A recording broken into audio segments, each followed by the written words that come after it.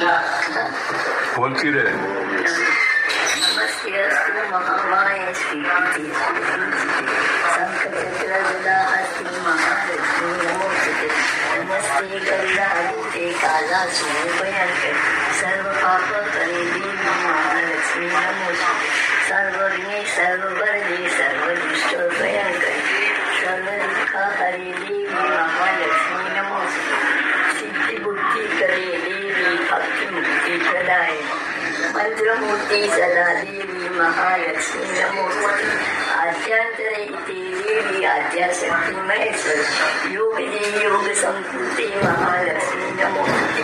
स्थूल सूक्ष्म महारुद्रे महाशक्ति महोदरे महापाप हरे देवी महालक्ष्मी नमोस्तुते। पद्मासन स्थिते देवी परब्रह्म स्वरूपिणी परमेश्वरी जगन्माता महालक्ष्मी नमोस्तुते।